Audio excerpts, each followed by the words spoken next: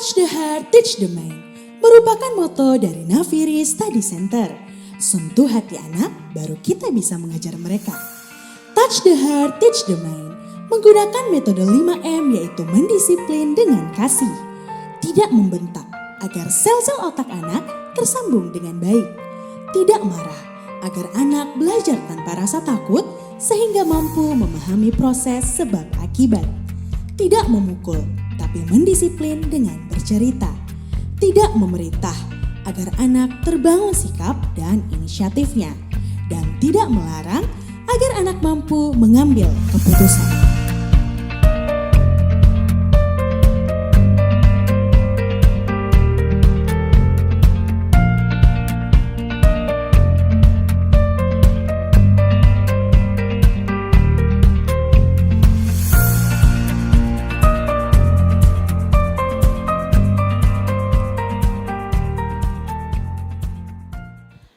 Sahabat NSC, banyak orang tua sekarang sudah menyadari bahwa mendidik anak itu dengan kasih.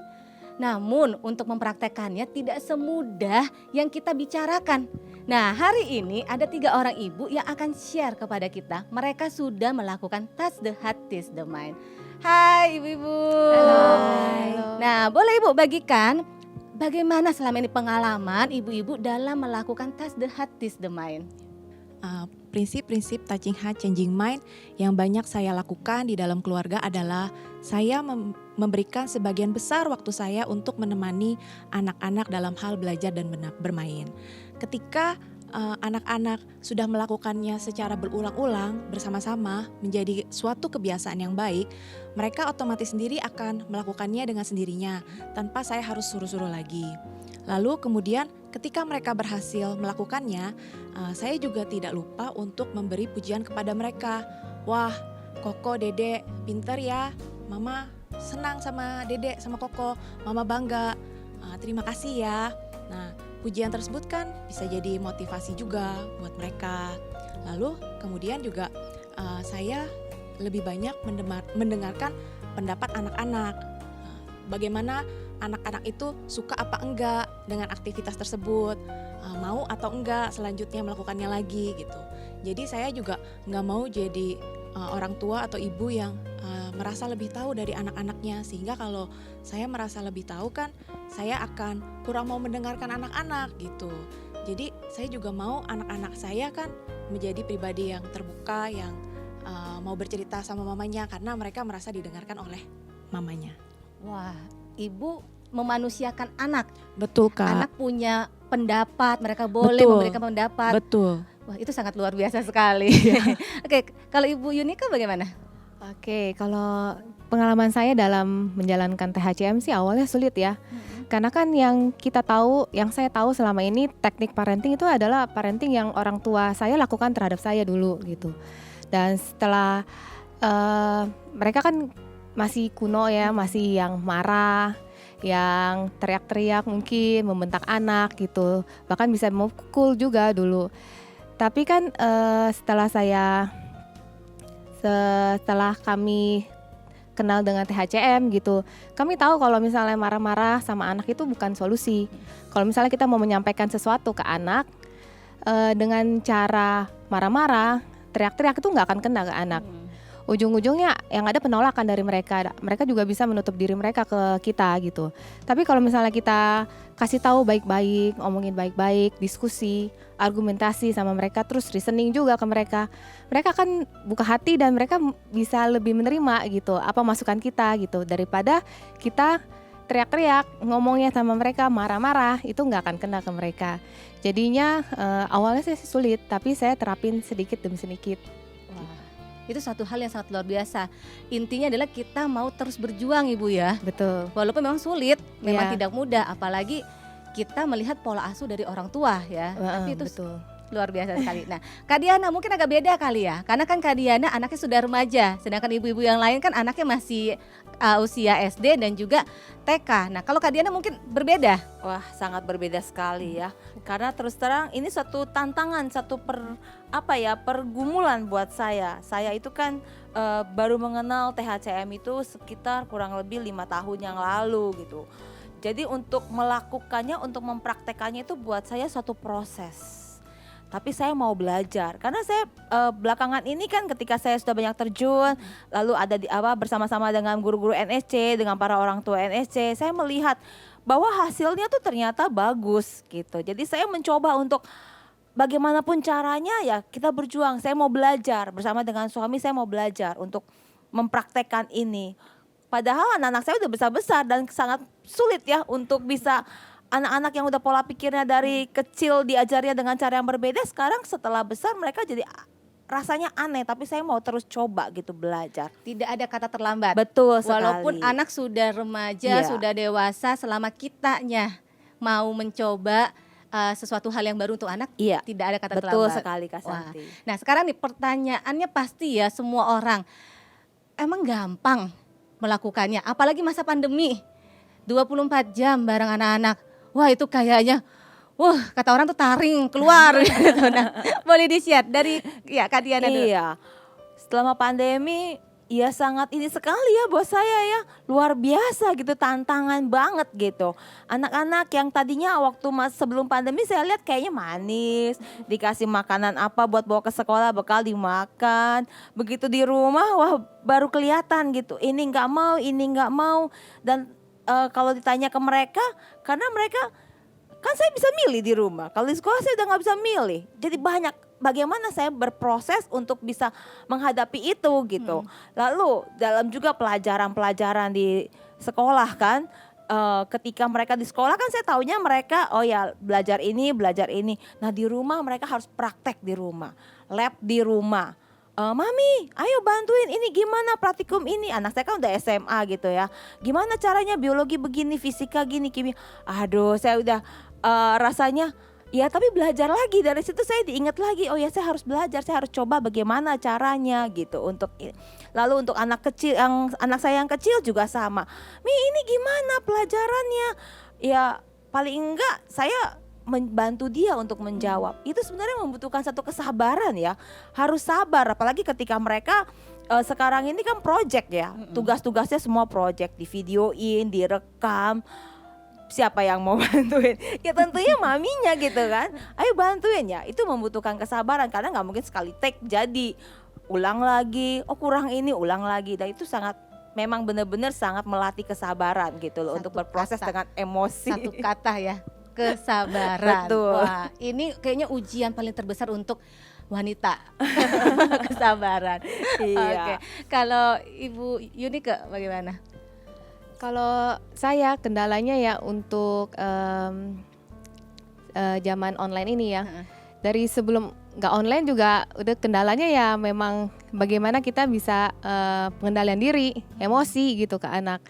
Nggak online juga kita tetap emosi, tetap ada emosinya, tetap kepancing emosinya apalagi pas online ini jadinya semuanya kita 24 jam di rumah bersama dengan anak-anak gitu. Biasanya mereka belajar di sekolah dan kita tiba-tiba dibebanin tugas lagi menjadi guru tambahan di rumah gitu.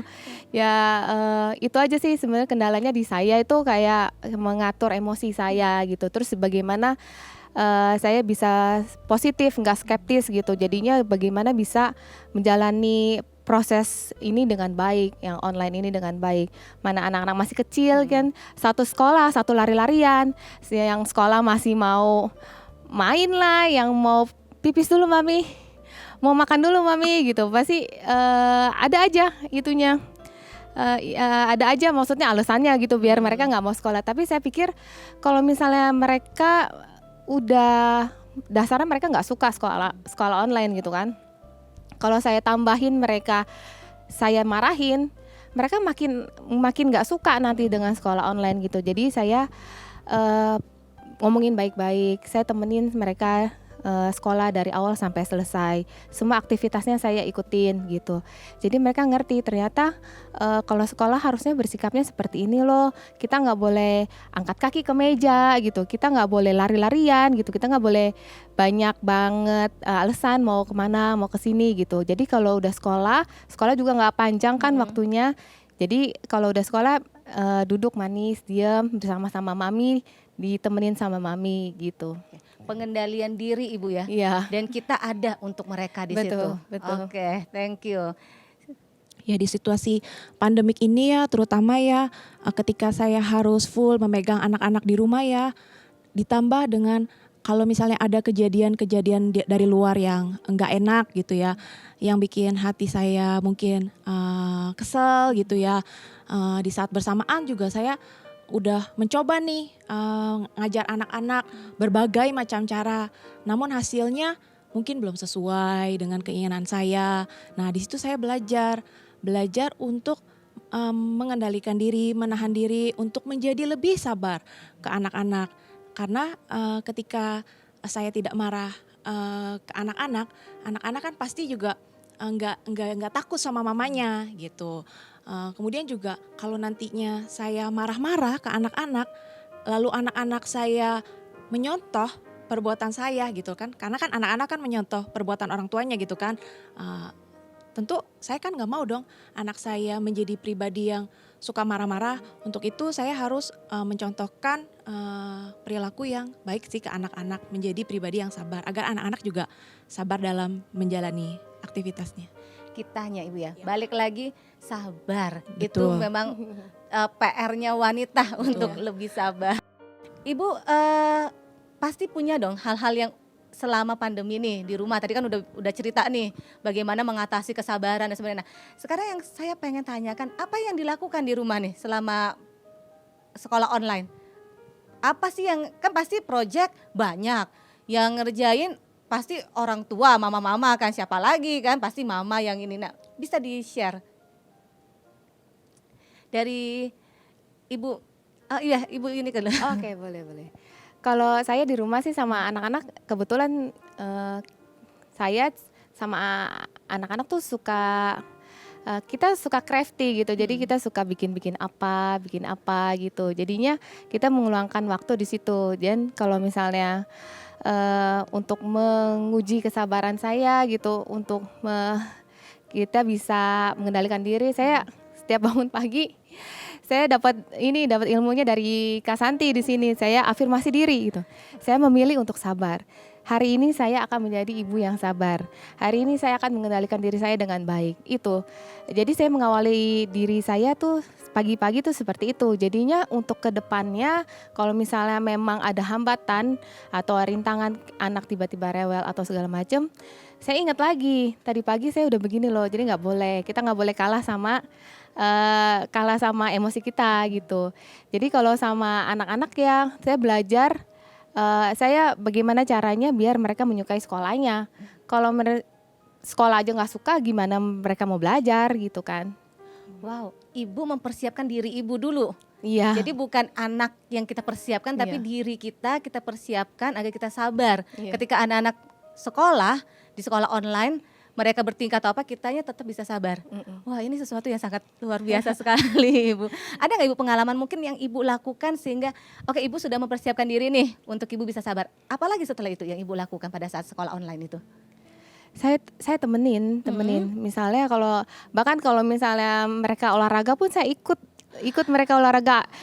Olahraga atau mereka lagi yoga juga saya ikut.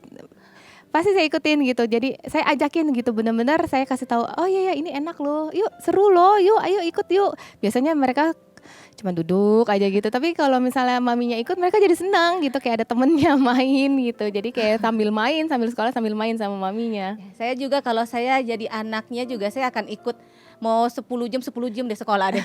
Karena ada mamanya di situ, ikut bareng gitu. Wah, itu luar biasa sekali. Kayak ada Ibu. Partnernya gitu. Iya, nggak terkesan saya sendiri, Iya. tapi di sini benar-benar bareng nih kita sebagai tim. Wah, itu sangat luar biasa sekali. Oke, kalau Ibu Melinda bagaimana? Justru menurut saya ini pandemik ini membawa berkat buat saya. Kenapa? Karena saya kan harus menemani anak-anak nih mau nggak mau nih di rumah menemani mereka belajar.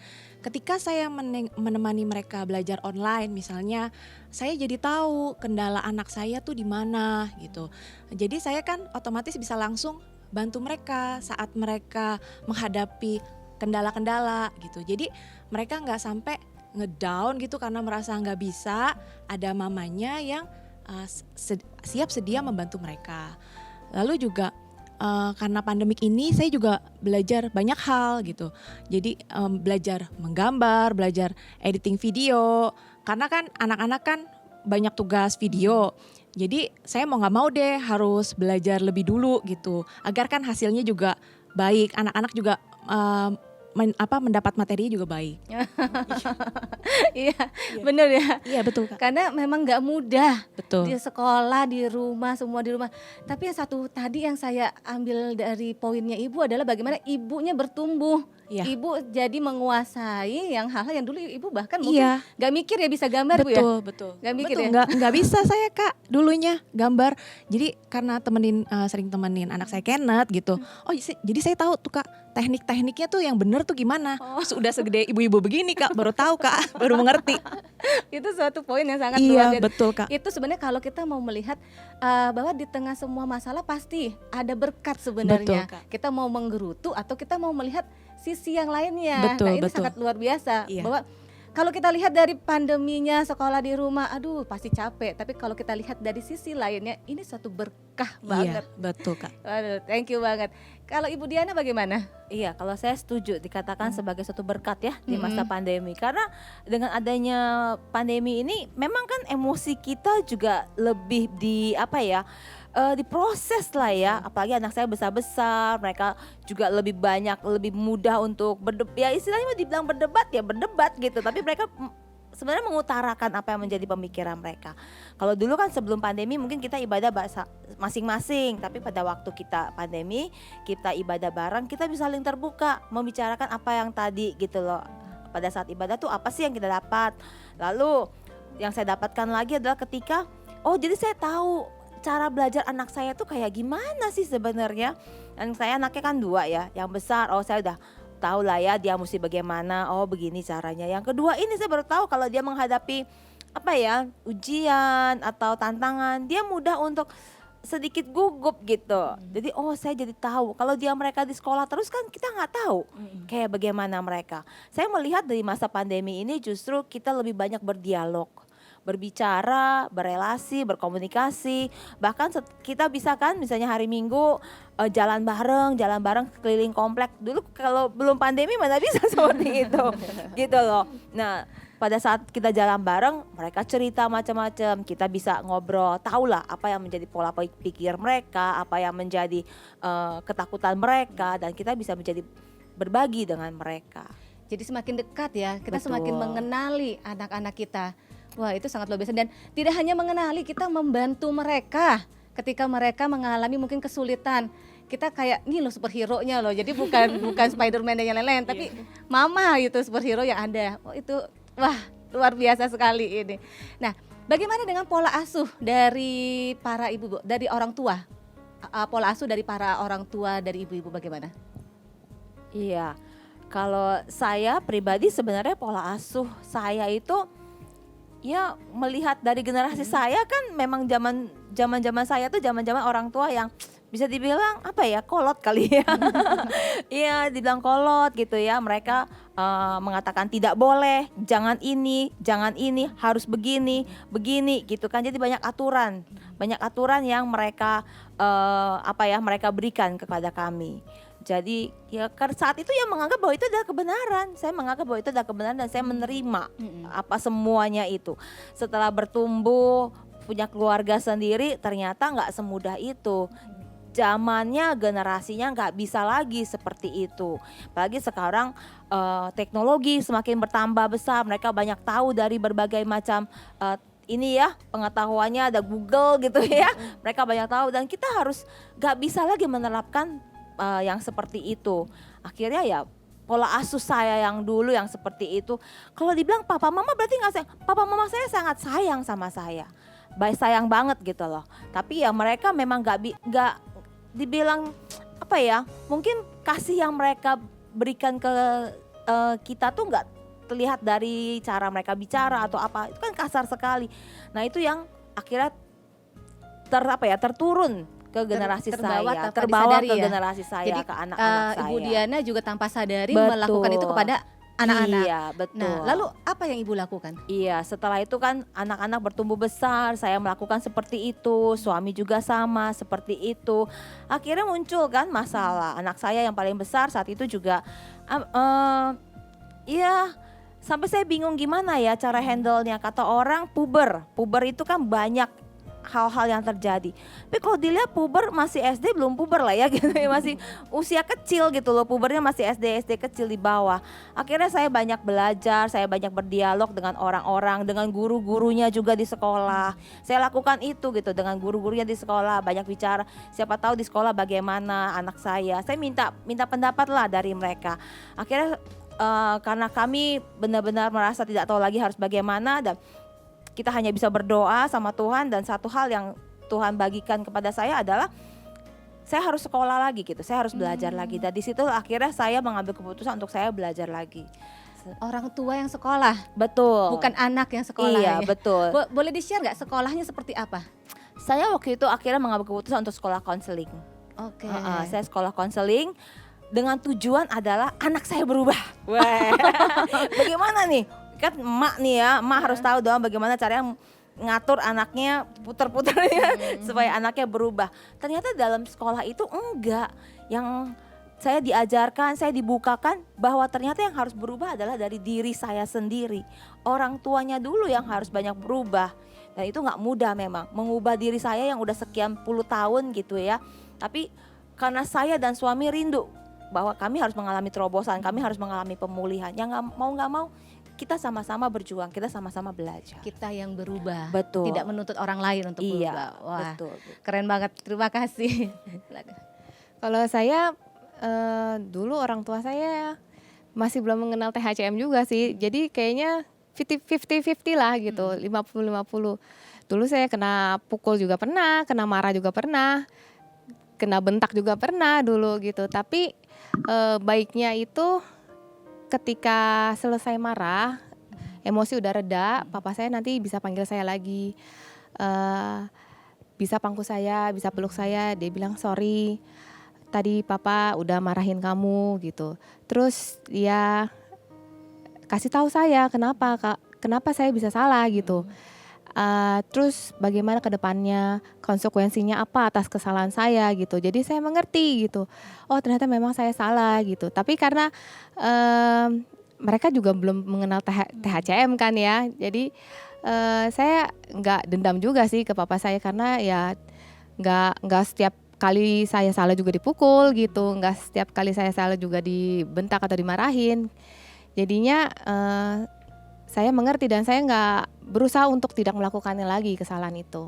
Oke, jadi Ibu apa yang baik dari orang tua, Ibu terapkan untuk anak-anaknya Ibu sekarang? Iya, yang tidak baiknya saya nggak ambil, yang baiknya saya ambil. Wah, yang saya kagum dari Ibu adalah Ibu tidak dendam. Iya. Itu sangat luar biasa karena rata-rata anak-anak yang korban dipukul orang tua dan sebagainya tanpa disadari lah, mungkin dia juga sebenarnya nggak mau ya, tapi tanpa disadari kita jadi dendam dan kita jadi kesel gitu loh dengan mereka. Itu tanpa kita sadari. Nah, tapi betul. Itu tadi Ibu sangat bagus sekali. Ibu tidak dendam, Ibu menyadari bahwa memang sebenarnya mereka juga sayang sebenarnya ya. Cuma caranya aja. Benar. Dan Ibu memperbaiki itu kepada anak Ibu. Wah, itu sangat luar biasa sekali. Karena saya tahu pada dasarnya orang tua saya bukan sikapnya yang seperti itu. Kalau saya sudah sampai dimarahin atau sampai dipukul gitu, berarti saya benar-benar melakukan kesalahan yang luar biasa besarnya. Karena saya ngerti maksudnya papa saya, mama saya tuh bukan orang yang tukang pukul gitu, bukan gitu. Kalau saya sampai dipukul berarti saya benar-benar mengalami bikin mereka kesel banget gitu, bikin mereka marah banget gitu. Dan mereka juga jelasin kan ujungnya. Jadi saya ngerti oh ternyata memang salah gitu. Ada penjelasan juga ya, jadi membuat kita juga paham. Wah, luar biasa sekali. Ya, Ibu Melinda bagaimana? Kalau zaman dulu mungkin belum ada yang parenting seperti sekarang. Bahkan mama papa nggak tahu itu apa yang namanya touching heart, changing mind, 5M itu apa. Tapi yang saya ingat mama papa itu selalu memberikan saya kebebasan untuk berpendapat, selalu mendengarkan mungkin perasaan-perasaan anaknya gitu. Juga jadi saya lebih leluasa cerita ke mama papa gitu. Karena kan mereka kan nggak marah-marahin saya ketika mungkin pilihan saya nggak sesuai mungkin dengan keinginan mereka gitu. Mama papa sih lebih banyak kasih saran-saran, masukan ke saya gimana baiknya gitu. Tapi mama papa balik lagi, mama papa bilang ke saya, kan itu kamu yang menjalankan. Jadi ya kamu yang memutuskan, kamu yang memilih. Dan saat kamu sudah memutuskan, ya do the best, lakukan yang terbaik sebisa kamu gitu. Jadi hal itu juga lah yang saya akan bawa ke anak-anak saya gitu. Memberikan mereka kebebasan untuk berpendapat, memilih, lalu kemudian juga menghargai semua pendapat mereka, dan setiap kesempatan yang anak-anak saya dapatkan atau yang telah mereka putuskan, mereka do the best di situ. Tunjukkan kalau kemampuan mereka yang sesungguhnya. Wow, ini orang tua idaman ya.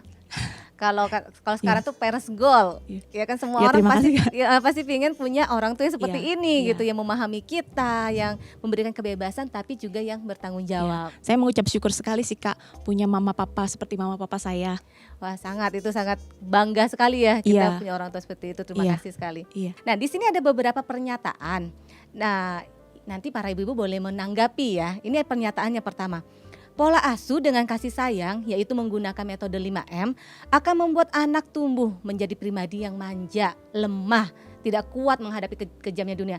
Dan banyak orang merasa bahwa anak-anak yang dididik dengan 5M ini malah nanti akan jadi korban bully dan sebagainya lah intinya. Nah, ini tadi bagus banget nih yang tadi disampaikan oleh Ibu Melinda, ternyata orang tuanya walaupun dia belum tahu THCM tapi dia sudah melakukan THCM itu. Iya. Nah, coba Ibu bisa share ke kami. Kalau saya sih kurang setuju ya Kak ya. Mungkin lebih tepatnya kurang menyukai situasi-situasi, kondisi-kondisi yang negatif, yang nggak enak. Contohnya kayak pertengkaran, marah-marah, keributan. Lebih suka dalam kondisi yang damai sejahtera aja. Tapi justru menurut saya 5M membuat anak-anak itu lebih mandiri dalam mengambil keputusan, bertanggung jawab atas keputusan yang telah diambil, lebih bertanggung jawab. Lalu juga kemudian juga lebih terbuka kepada orang tuanya, karena kan mereka nggak takut dimarahin sama mama papanya. Jadi mereka lebih jujur sih ke orang tuanya. Berarti Ibu Melinda dekat dong dengan orang tua. Iya dekat. Jadi walaupun saya udah berumah tangga sendiri di rumah yang sekarang gitu, saya setiap hari tetap komunikasi sama mama papa, cerita aja hari ini anak-anak gimana kelucuan anak-anak, atau mungkin kayak kendala-kendala di rumah, minta saran-saran lah dari mereka, karena kan mereka udah berumah tangga jauh lebih lama dari saya. Wah, ini pasti anak-anak idaman nih untuk kita semua ya. Bagaimana anak ketika dia dewasa nanti dia tetap menjadi sahabat nih untuk kita Iya. semua. Iya, kalau saya ini tuh pemikiran saya dulu loh. Saya tuh dulu ya saya baru bisa mengenal THCM itu sekitar 5 tahun yang lalu lah ya. Pas saat saya dengar-dengar seperti ini saya pingin tahu kayak apa sih, makanya saya punya tuh bukunya, beli bukunya Kak Ani waktu itu ya. Saya pelajari dari situ karena menurut saya iyalah pastilah nggak dipukul, nggak dimarahin, nggak dibentak. Apa bisa anak maju dengan cara kayak nggak seperti masuk itu? akal gitu Iya, ya. betul. Ah. Kok kayaknya anak istilahnya tuh dibiarin aja seperti itu, diemin aja lah, mau ngapain ya situ. Jadi masa sih bisa seperti itu anak nggak menjadi manja. Nah, saya banyak belajar, saya banyak pingin tahu, saya juga terus bergaul dengan rekan-rekan di NSC semua. Lalu saya menangkap bukan berarti kita tidak memarahi, bukan berarti kita tidak membentak, tapi kita melakukan segala sesuatu itu dengan kasih dan dengan ketegasan. Jadi bukan nggak boleh begini, tapi kita katakan dengan cara yang berbeda dan ada kasih dan ada ketegasan di situ sebenarnya. Oke. Intinya. Tetap ya perlu Betul. diajar, ada aturan-aturan Iya, juga ya, betul. tidak semau-maunya Iya. berarti ya. Terus perlu tegas juga ketika Betul. memang anak salah perlu kita jelaskan dan Iya. kita guide. Oke. Kalau menurut saya 5M itu membuat anak jadi lembek, saya sih kurang setuju ya. Justru sebaliknya. Dengan 5M itu menurut saya anak-anak bisa jadi lebih tegar, lebih kuat gitu dalam menghadapi kenyataan dunia gitu. Misalnya dulu kita gagal dalam melakukan sesuatu. pasti ya dimarahin sama orang tua, diomelin, terus dibilangin kamu kurang belajar lah, ayo belajar lebih giat lagi, kamu kurang usaha lah, pasti gitu kan. Tanpa mereka kasih tahu kita solusinya bagaimana, cuman diomelin aja, kurang ini gini.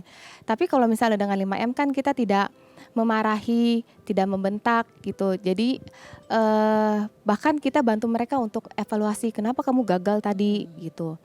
Terus kenapa kamu bisa gagal, kita kasih tahu, kita bantu mereka sampai mereka bisa untuk mencapai targetnya gitu, dan mereka bisa berhasil, dan mereka jadi tahu kalau misalnya mereka gagal itu bukan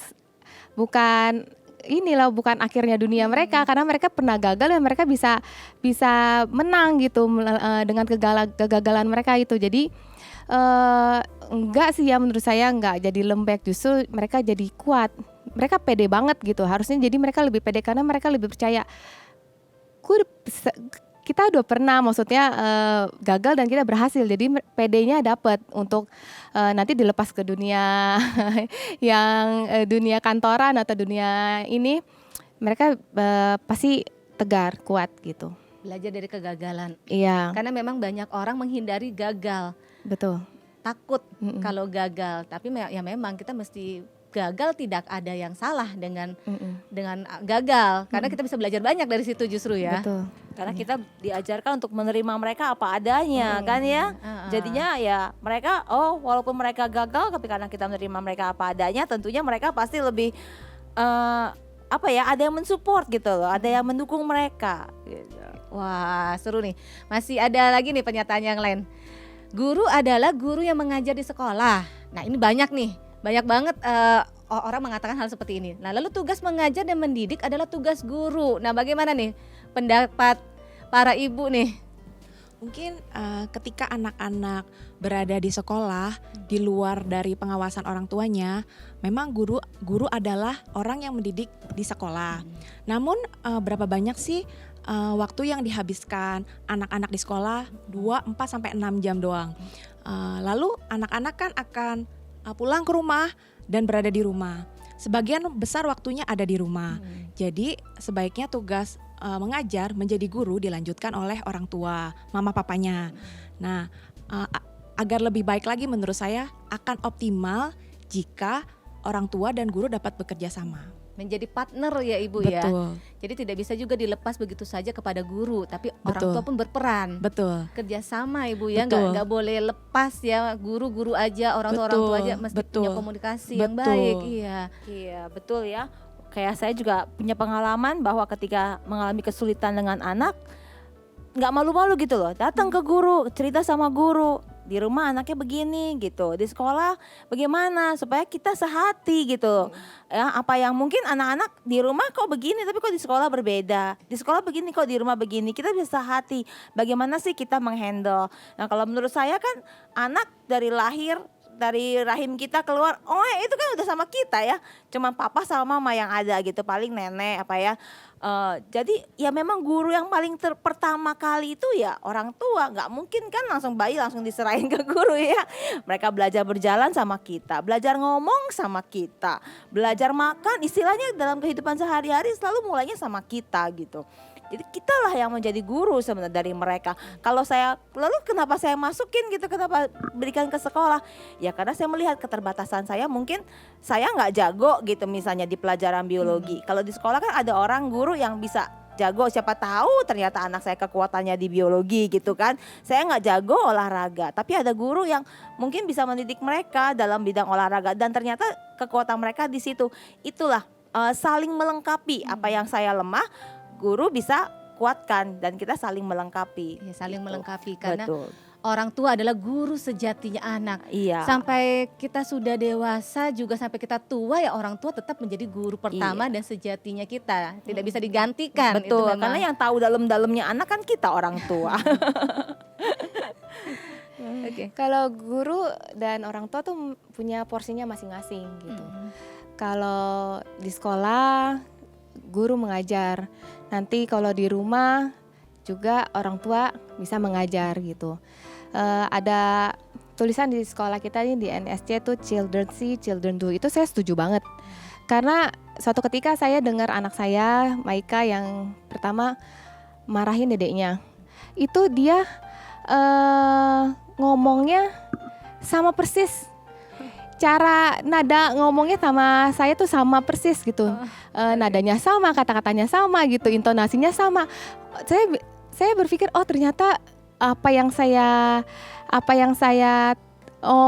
lakukan itu ditiru loh abis-abisan sama anak saya gitu.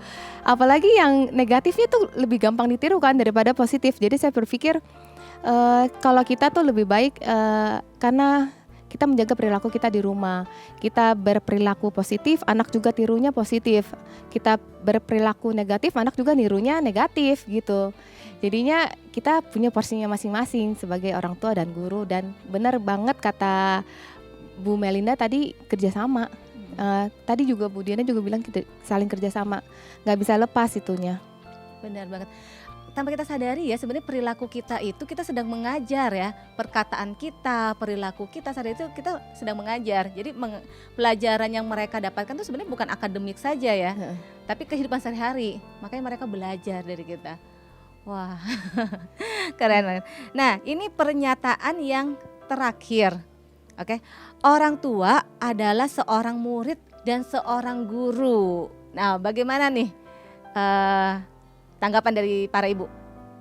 Kalau saya sih setuju itu, orang tua adalah murid seumur hidup ya.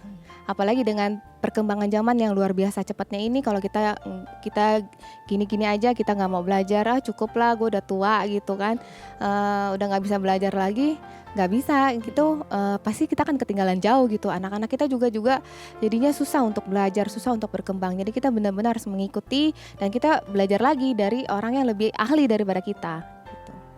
Iya, bener banget ya. Apalagi sekarang pelajaran beda Ibu ya. Betul. Ada banyak pelajaran yang dulu saya nggak pernah belajar di sekolah, tiba-tiba kayak coding gitu kan. Apa coba coding kan saya nggak pernah belajar, yang saya tahu cuma matematika gitu kan, ilmu sosial kayak gitu. Jadi saya mulai lagi belajar lagi seperti itu. Ya kalau dari saya sangat setuju ya Kak ya. Karena anak-anak mengajarkan saya banyak hal untuk menjadi pribadi yang lebih baik lagi. Menjadi orang tua yang lebih baik lagi. Ketika saya mungkin berbuat salah kepada anak-anak gitu. Mungkin ada perkataan saya atau perbuatan saya yang membuat hati anak-anak saya sedih. Saya minta maaf ke mereka gitu. Jadi mereka tidak menyimpan kesal ke saya atau mungkin dendam atau yang gak enak ke saya gitu. Jadi anak-anak juga jadi gak takut sama saya, jadi menjadi pribadi yang lebih terbuka ke saya gitu. Lalu kemudian juga saya juga sebagai guru anak-anak di rumah, jadi saya harus mencontohkan perilaku sikap-sikap yang baik agar anak-anak ini bertumbuh menjadi anak-anak yang sesuai dengan harapan saya sama papanya. Ya, tentunya semua orang tua berharap anak menjadi yang terbaik, menjadi penerus bangsa, yang takut akan Tuhan, yang tentu hormat kepada orang tua. Dan tadi poin yang sangat bagus sekali, bagaimana ibu dengan rendah hati meminta maaf kalau itu melakukan kesalahan. Wah, itu sesuatu yang itu menjadi tips juga untuk kami. Bagaimana kita dengan rendah hati sebagai orang tua, atau mungkin tidak sebagai orang tua ya, siapapun ketika kita minta maaf, kita salah, tidak ada salahnya kita minta maaf. Iya kan. Ya, kalau saya juga sama, apalagi kan sekarang dulu zaman saya dulu mana ada yang namanya pegang HP, teknologi.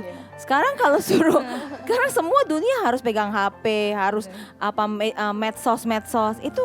Gimana kalau saya nggak belajar, nggak ngerti dunia anak-anak, ketinggalan kita ya. Betul, istilah-istilah sekarang. Saya juga banyak belajar gitu. Kadang-kadang ya nggak malu lah tanya sama anak saya apa sih artinya. Ntar paling mereka mami gitu, kayaknya. Tapi ya kalau kita mau bergaul dengan mereka, kita mau mengerti mereka, ya kita harus belajar. Jadi orang tua itu belajar seumur hidup sebenarnya.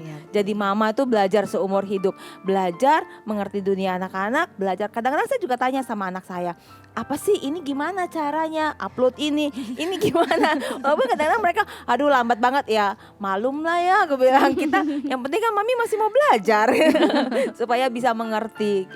Benar, terus Iya. belajar ya, tidak pernah Iya, berhenti belajar. betul. Benar sekali. Dan pelajaran pertama tentunya dari anak-anak kita, apa yang mereka sukain kita belajarnya nggak Bu ya?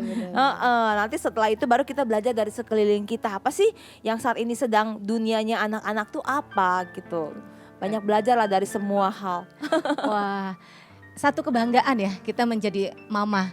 Kita hamil 9 bulan, itu nggak gampang, nggak mudah, menahan sakit dan sebagainya, emosi kita. Wah itu kayaknya, aduh, pada saat melahirkan tuh sakitnya itu. Tapi bangga gitu loh kita punya anak. Setuju nggak, Ibu? Yes, setuju Kak. Setuju banget ya Setuju kalau banget, seperti iya. itu ya. Iya. Kalau buat saya menjadi orang tua, menjadi mama ya terutama adalah satu kebanggaan. Kenapa? Karena itu anugerah Tuhan. Gak ada, belum tentu semua wanita diberikan kepercayaan untuk punya anak. Belum tentu semua wanita itu bisa merasakan sakitnya melahirkan. Ya, tapi saya bangga menjadi mama. Saya bangga bahwa saya diberikan kepercayaan untuk kalau saya merasa gini loh, Tuhan memberikan saya anugerah, Tuhan memberikan saya satu kehormatan untuk mendidik 2 orang anak saya. Mereka adalah penerus bangsa, mereka adalah history maker buat bangsa ini dan juga buat mereka di bidangnya tentunya. Wah, history maker ya. Kita Betul. ini tidak main-main loh. Penerus bangsa, pemimpin dari bangsa ini. Wah, dalam banget itu. Ya, kalau dari saya ya saya juga sama sih sama Kak Diana. Saya bangga jadi mama, jadi ibu buat anak-anak saya. Karena jadi ibu itu kan suatu anugerah. Jadi ketika saya mempunyai tugas sebagai ibu, saya harus memberikan contoh mereka yang baik. Saya harus belajar, saya harus menjadi pribadi yang lebih baik lagi. Agar anak-anak saya dapat mengikuti saya, bangga juga sama mamanya. Sehingga nanti saat mereka besar, anak-anak saya dapat bertumbuh menjadi pribadi-pribadi yang sesuai dengan keinginan dan harapan kita. Wah, anak-anak bisa bertumbuh ya Iya. dengan baik ya. Iya. Tentu kita semua orang tua mengharapkan anak-anak bertumbuh menjadi Betul, anak-anak yang baik, takut akan Tuhan, betul. hormat kepada orang tuanya, betul. menjadi generasi penerus bangsa. Iya. Wah, terima kasih. Kalau saya juga tentu sama kayak Ibu Melinda, sama kayak Ibu Diana. Saya bangga banget gitu bisa jadi seorang ibu karena menjadi seorang ibu itu nggak mudah. Pekerjaan sulit gitu kan. Sebelum saya punya anak saya nggak punya kewajiban yang begitu besar dalam kehidupan saya. Tapi ketika saya punya anak gitu saya tahu mereka ini bergantungkan hidupnya 100% loh pada saya dan suami saya gitu. Nah, jadi saya benar-benar tanggung jawab dan kewajiban saya untuk menjaga mereka, mendidik mereka dengan baik gitu, sebaik-baiknya. Dan seorang ibu juga tentunya multitasking kan ya. Semua harus bisa kayak tadi Bu Melinda jadi video editor juga. Ini Produksi, bagian produksi. Iya, jadi video editor juga tadi kan saya juga belajar lagi untuk coding gitu. Mama bisa jadi koki, bisa jadi montir kalau ada mainan anaknya yang rusak gitu. Semua harus bisa gitu. Semuanya bisa dikerjain sama Mama. Jadi seorang ibu tuh benar-benar luar biasa pekerjaan Power luar of biasa. kepepet ya Bu ya. The power of kepepet. Kalau enggak siapa lagi yang mau kerjain kan? Iya. Wah, terima kasih sekali, seru banget obrolan kita dari ibu-ibu yang luar biasa, yang hebat ini, sangat menginspirasi tentunya. Baik untuk ibu-ibu yang ada di luar sana, yang bahkan mungkin dunia kali ya, seluruh dunia. Dan juga tentunya calon-calon ibu yang belum menikah, yang baru mau menikah, yang baru mau punya anak. Kok kita belajar banyak sekali dari sini. Nah, kita juga ada satu orang ibu yang akan berbagi nih dengan kita tentang bagaimana menerapkan THCM. Silakan. Halo semua, Amsal 30 ayat 11b. Siapa bijak mengambil hati orang? Saya mau cerita nih pengalaman dengan Quindi pada sebuah peristiwa yang saya pikir itu peristiwa yang biasa, tapi ternyata buat anak itu menjadi hal yang sangat luar biasa. Suatu hari ada pelayanan bimbingan pranikah di mana saya akan melayani sekitar 10 anak-anak muda, dan pada saat yang sama Queenie sedang belajar mengerjakan PR di atas meja lipatnya. dan ternyata meja lipat tersebut tiba-tiba rusak dan patah. Kemudian saya melihat peristiwa itu, lalu saya minta izin kepada jemaat untuk saya membantu Quindi merapikan meja, membetulkan sampai selesai sehingga meja tersebut dapat dipergunakan kembali untuk dia belajar. Ternyata pengalaman itu menjadi pengalaman yang sangat berarti buat anak. Saya pikir sebagai orang tua itu adalah hal yang sangat biasa. Sebagaimana saya orang tua perlu memberikan bantuan ketika anak memerlukan pertolongan. Tapi ternyata bagi anak ketika saya memilih untuk memprioritaskan dia, menolong dia di saat yang sangat dibutuhkan, itu sangat berarti buat anak. Saya belajar dari ayat firman Tuhan ini, disitulah kesempatan tercipta untuk mengambil hati anak. Puji Tuhan. Dan ternyata ada pengalaman yang kedua di mana saya dan suami sebagai orang tua, kami menyadari anak yang Tuhan berikan untuk kami tuntun di dalam kebenaran semakin hari semakin bertumbuh besar, dan hari ini usianya sudah teenager. Dan kami memberikan ruang cerita buat dia. Dia boleh cerita apa saja, dia boleh ungkapkan apa saja, bahkan dia boleh untuk memberikan evaluasi terhadap kami. Karena saya percaya ada kekuatan daripada firman Tuhan yang tentunya pasti memberikan kita inspirasi, yaitu dalam Amsal 21 ayat 28b, orang yang mendengarkan akan tetap berbicara. Sebagai orang tua, ketika kami berlaku sebagai sahabat, mendengarkan apa yang menjadi cerita anak, apa yang menjadi kisah anak, pengalaman anak, disitulah kami percaya kami akan tetap berbicara buat dia. Sekalipun anak salah, kami tidak menghakimi. Sekalipun anak mungkin melakukan beberapa hal-hal yang buat kami gagal, tapi kami akan terus memilih untuk menginspirasinya. Dan saya percaya setiap kita, orang tua, dimanapun kita berada, perjuangan kita mungkin berbeda-beda, tapi kita yakin kita belajar yuk, touching heart, changing mind. Kita terus praktekkan dan kita akan melihat anak-anak yang Tuhan berikan buat setiap kita. Mereka pasti bertumbuh, mereka pasti kuat, mereka pasti menjadi berkat dimanapun mereka berada. Salam sehat, salam semangat, maju terus buat setiap orang-orang tua yang luar biasa. Amin. Hai, nama saya Kenyut, kelas 4 SD Nafiri. Mamaku sayang banget sama aku. Mama mengajarkan aku banyak hal supaya aku menjadi lebih baik. Selalu banget aku kalau kesusahan dan lagi sakit. Mama selalu mengajarkan aku untuk mencoba dan yakin pada diriku. Terima kasih Mama telah mengandung dan melahirkan aku. Terima kasih tidak menyerah kepadaku. Terima kasih Tuhan sudah memberikan Mama yang terbaik kepadaku. Halo semua, hari ini aku mau berbagi pengalaman aku dengan mama aku. Jadi dari kecil mama itu udah fokus di pemuritan wanita.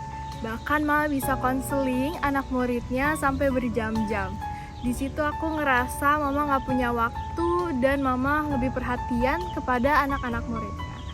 Terus sampai di satu titik aku pernah ngambek dan aku pernah nangis karena aku merasa mama lebih sayang anak muridnya.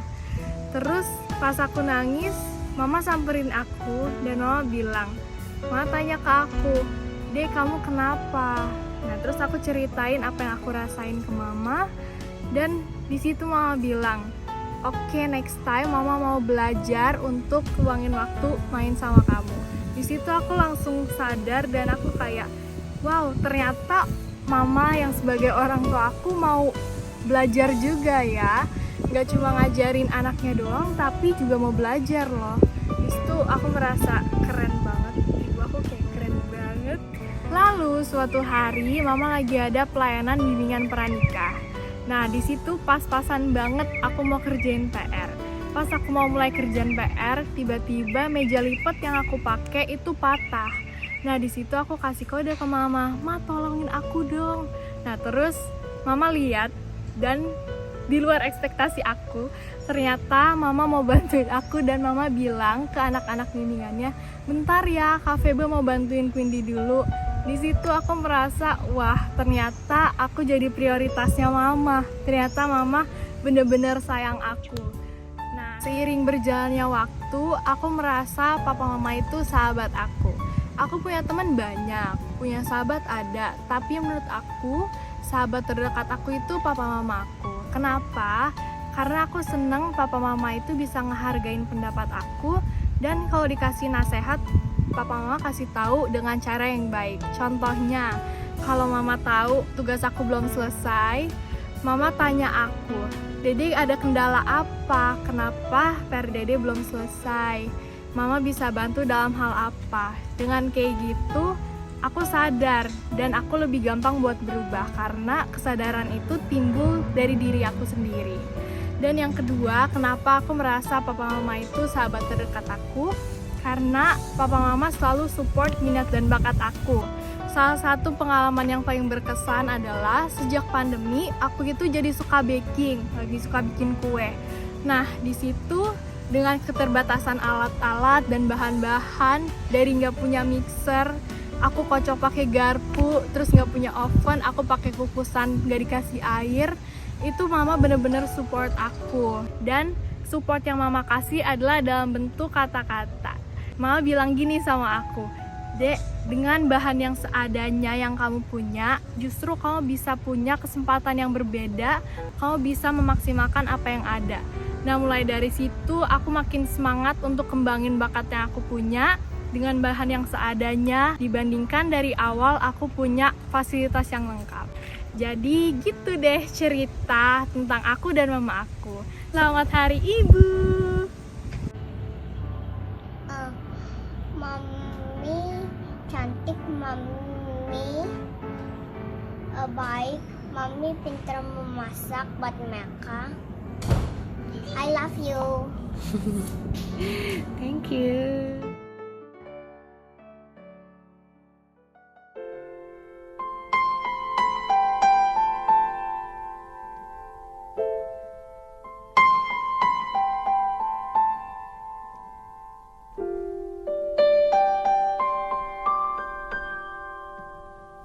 Ku buka album biru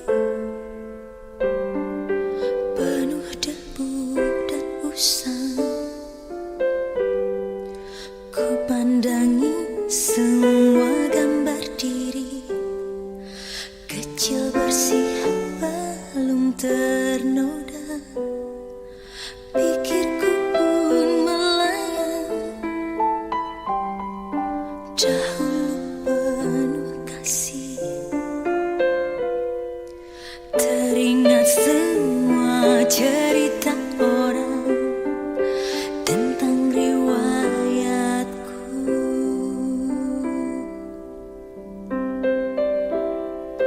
Kata mereka diriku selalu dimanja. Kata mereka diriku selalu ditimang. Nada-nada yang indah selalu terurai darinya. Tangisan nakal dari bibirku takkan jadi derita. Tangan halus dan suci telah mengangkat tubuh ini. Jiwa, raga, dan seluruh hidup rela dia berikan.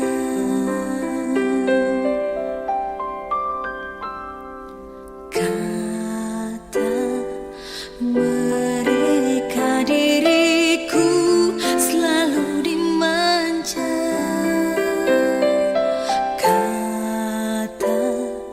mereka diriku selalu ditimang.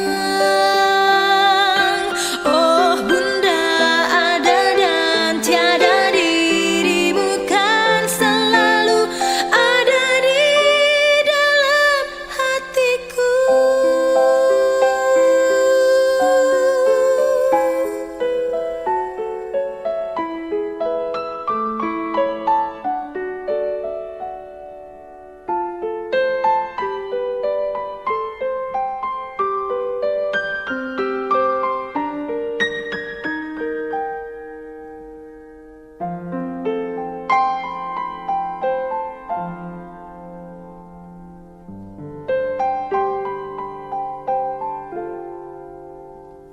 Pikirku pun melayang, dahulu penuh kasih,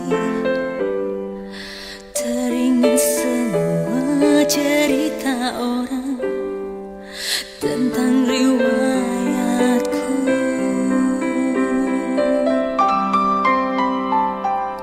Kata mereka diriku selalu dimanja. Kata mereka diriku selalu ditimang. Oh Bunda ada dan tiada, dirimu kan. Ibu adalah seorang murid, ibu mau belajar dari anak-anaknya, belajar dari suami, belajar dari lingkungan sekitar, juga tentunya belajar dari pola asuh kedua orang tua. Mana yang baik diterapkan untuk mengasuh anak-anaknya. Ibu juga seorang guru yang mengajarkan nilai-nilai kebenaran kepada anak-anaknya. Anak-anak bertumbuh menjadi serupa Kristus. Nilai-nilai yang takut akan Tuhan menjadi anak-anak, menjadi pengubah bagi Indonesia ini. Warisan yang paling berharga bukan harta benda, melainkan nilai-nilai kebenaran yang selalu ditanamkan oleh ibu kepada anak-anaknya. Ibu juga sebagai seorang ibu yang menjadi teladan, menjadi sahabat bagi anak-anaknya. Setiap perkataan mereka, setiap ucapan mereka, perilaku mereka, itu akan ditiru oleh anak-anaknya. Semua yang mereka ajarkan, sudah mereka lakukan dulu, sudah mereka hidupi. Itulah menjadi teladan bagi anak-anaknya. Ibu adalah seorang pembelajar, terus mengupgrade dirinya. Dunia akan terus berubah. Ibu-ibu pun tidak akan ketinggalan. Mereka terus mengupgrade dirinya menjadi ibu yang hebat bagi anak-anaknya. Happy Mother's Day. Mereka diriku